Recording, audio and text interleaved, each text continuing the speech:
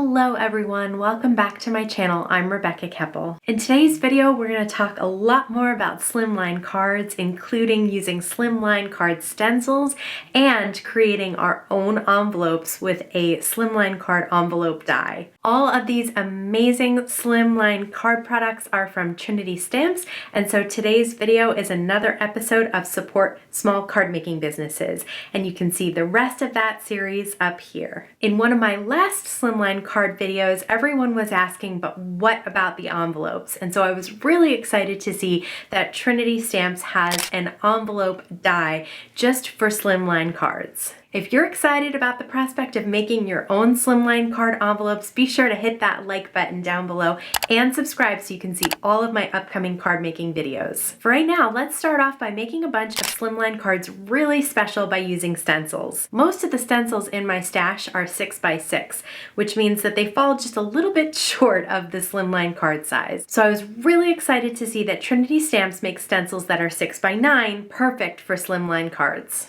This is Trinity Stamps Stripes 2-piece stencil set. It comes with two 6x9 stencils. One is this diagonal stripe and the other is a thicker horizontal stripe. You can use them on their own or layer them on top of each other to create a fun pattern. Next is the Slimline Space Swirl 3-piece stencil set.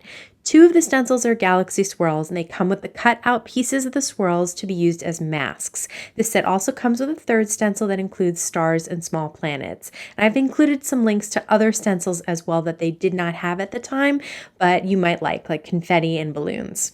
This is the envelope builder die, which includes all the pieces you need to create the envelope, as well as a couple of word dies with shadows and a scallop border to create cards, or you could add it to your envelope as well.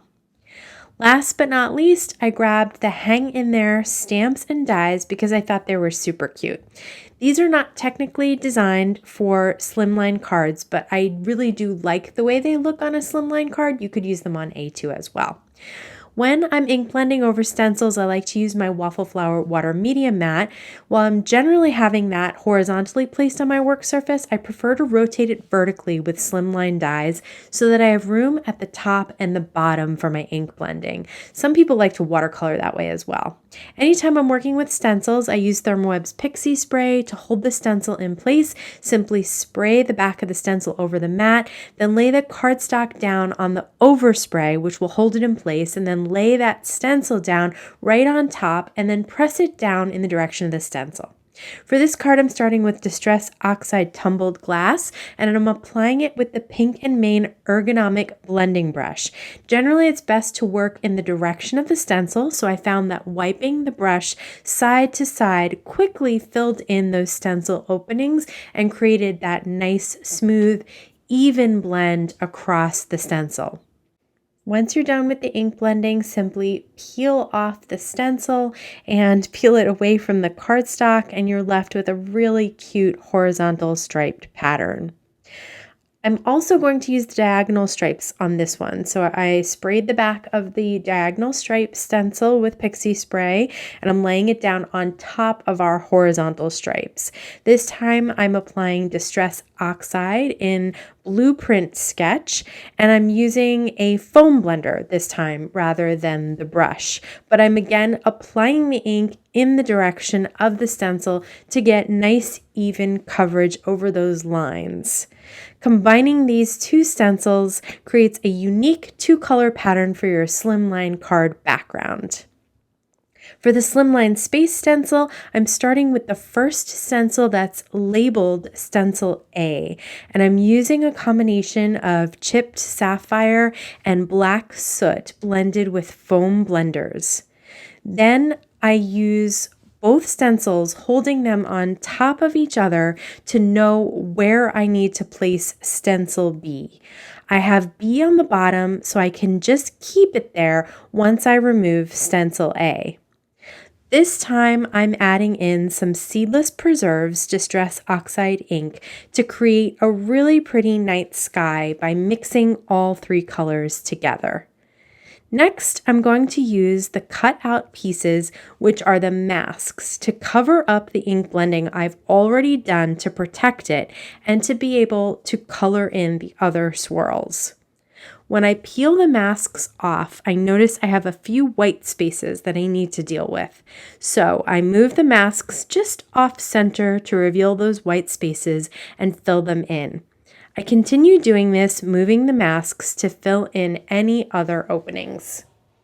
Once that was done, I felt like there were some lighter spaces that really needed to be blended out a bit more, so I just went over those with some seedless preserves to really blend everything together. Now I'm spraying the pixie spray on the back of the third stencil and placing it on our galaxy background. I'm using a small brush to blend some white pigment ink over the stars and planets here, just to lighten them up on that dark ink. Then I'm going to use Gina K Glitter Glitz Gel in Iridescent on top, spread with a palette knife. Between the white ink and the glitz, those stars pop and sparkle on the dark galaxy background. The glitz also provides a bit of dimension as well. Now let's turn these backgrounds into cards. We can use the scallop border from the envelope builder die around the stripes background. Then I'm going to use Gina K Amalgam Ink in Obsidian to stamp the images from the Hang in There stamp set. I double stamp them to get a really black outline and then use Copics to color in the images. For the body of the shirt and sleeves, I'm using two colors to create a bit of blending and shading. But for the letters, I'm just using one pink to color them in. The smaller areas are fine to just color with one marker because they're so tiny, it would be hard to achieve a really good tricolor blend. I'll temporarily adhere the dies in place with some Thermoweb purple tape and run them through my die cut machine. I then use some foam tape to pop them up and complete the card with another heart and rainbow since I have all that extra space in my slimline size. For this card, I decided to use the same image, but since we have that cool galaxy background, I thought it'd be fun to create a tie-dye t-shirt with the smiley face on the bottom of the shirt. So I colored the shirt in one color, and then to create that tie-dye look, I hold the marker chisel tip down to create a dot that I kind of let bleed a little bit. I then create small swipes with the brush tip from the center of the dot out. When you go over the darker colors, like that dark purple, with a lighter color in the same kind of hue, it really helps make it look like it's tie-dyed. So just keep going. At first, it's going to look a little bit like a mess, but if you just keep going over it with some lighter colors, it will all kind of blend out and start looking like that tie-dye. I wanted to add some more stars and white dots to the galaxy, so I'm adding them with a white gel pen. I currently have 3 different white gel pens that I'm trying out and testing, and I promise I'll do a video in a few weeks about which ones I really like best. You can let me know in the comments if you are forever on the hunt for a good white gel pen like me. I popped the completed shirt up on some foam tape and then added some die cut hearts. I didn't stamp these hearts with the stamp set for this one. I just used the coordinating die to cut them out of Gina K silver cardstock. For one more slimline card, I created one more ink blended background by just using the diagonal stripes with worn lipstick Distress Oxide ink on white cardstock. I'm going to adhere the scalloped border from the envelope builder die on top with some Gina K dot roller adhesive. I cut the 2 word shadows from the envelope builder die from some light blue cardstock, and I wanted to cut the inner words from white cardstock, but they are very skinny script letters, so I'm going to use Thermoweb's iCraft Easy Cut adhesive, which is a thin double-sided adhesive. I peel back one protective layer of the Easy Cut to reveal the adhesive and lay my white cardstock on top. I needed to add a small piece of Easy Cut to the white cardstock to make sure the whole thing was covered. Now I place my word dies on the cardstock side, not the side with the Easy Cut on it, and temporarily adhere them with purple tape to make sure they don't slide around. Once they run through the die cut machine, they are a white cardstock word sticker. So I just need to peel off the back protective layer and lay them down on the shadow cardstock. I like to do this one letter at a time because the thin parts of the script can get torn or bent out of shape. So it's helpful to slowly lay them down bit by bit to make sure that they're positioned on the shadow correctly. I do the same exact thing with the hello word die cut. Remove the backing and lay it down on the shadow letter by letter. Then I flip both words over and add bits of foam tape on the thickest parts of the words so that I can pop them up. I added some waffle flower up and running enamel dots as accents to complete this card. Now that we have a couple of slimline cards made, it's time to make some envelopes for them. I'm going to show you each of the die pieces, how to cut them out, and how to adhere them all together. I'm going to go through the process twice, and I'm going to try not to speed too much up so you can really see what I'm doing. But it's very simple and you will quickly get the hang of it. Here are all the dies that you'll need for the envelope. You'll need one of these large rectangle pieces cut out. Then you'll also need 2 of these side flaps cut out, and you'll need a top and a bottom cut. I'm not going to use the little string enclosure with the circles. Okay, so I took 2 8.5 by 11 pieces of cardstock in order to cut everything that I needed here. And you'll see that my Gemini Junior is a little short for that large rectangle. So what I'm going to do is the part that's already cut, I'm going to move outside of my sandwich. That's up at the top. The part that's not cut yet is inside the sandwich down at the bottom. So I run it through twice. Once I have everything cut, I'm going to reinforce the score lines with a really good bone folder. Once everything's reinforced, lay them down so that the folds face up like a mountain rather than down like a valley. And then add some double-sided tape, like Gina K's Terrific Tape in a 1/4 inch width, to all the tops of those little side flaps. I love that you can just tear this tape, but a good pair of nonstick scissors works great as well. Next, you're going to peel off those top protective layers of the side flaps, and you're going to adhere the rectangle down to both flaps, one at a time, by lining up the side of the rectangle with the edge of the score line. This is easy to do by placing the edge of the rectangle on top of the flap. Just make sure that the top and the bottom of the rectangle are lined up. And then flip this all over and just smooth it all out. Make sure that everything is adhered. Now remove the protective layer of the bottom flap, which is the square looking flap. And again, line it up with the bottom of the rectangle next to the score line. Same with the top there.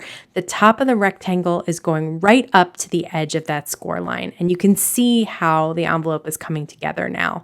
I like to just flip that over so we're looking at the inside of the rectangle. And now we're going to adhere the side flap down to each other. I'm going to place a piece of tape right up to the edge of that side flap there. Then I'm going to peel off that protective layer, close down the other side flap, and lay that on top. For the bottom flap, I'm going to place a piece of tape right in the middle of the bottom flap there, peel off the protective layer, and then fold it up. And now you can see we actually have an envelope, and it's really easy to slide that card in and out of that envelope, and we can seal that top flap down any way we want with tape runner or whatever. Okay, so one more time. We're going to reinforce all of the score lines, and we're going to use a really good bone folder to do that to make sure everything is reinforced and we know which side of those pieces that we're going to add the tape, because we're going to lay these down like mountains rather than like valleys on our work surface. Now I'm going to add the double-sided tape to all the edges near those score lines. I remove the backing on the tape and place the large rectangle on the edges of the side flaps. I'm going to press down to make sure everything's adhered, and then I'm going to flip it over so that I'm looking at the inside of the envelope.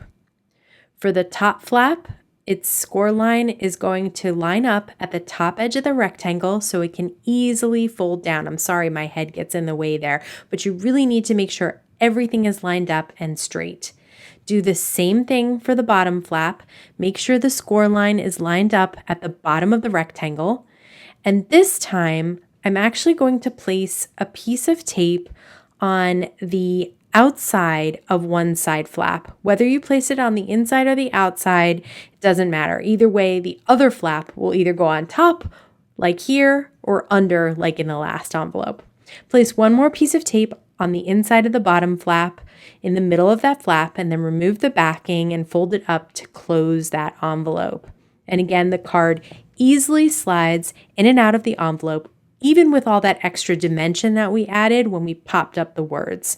I love that you can create envelopes in any color to match or coordinate with your Slimline cards. If you're like me and you're really enjoying making Slimline cards, be sure to check out Trinity Stamps, Stencils, and Envelope Die. They'll be linked in the product supply list down below in the YouTube description box. If you enjoyed this video, don't forget to give it a thumbs up, subscribe to my YouTube channel, and hit that bell so you can be notified anytime I have a new video available. As always, I want to thank you so much for spending time with me. Please stay safe, stay healthy, and I'll see you again soon. Is this even straight? Sort of looks straight. Right? I think that's it. Yeah.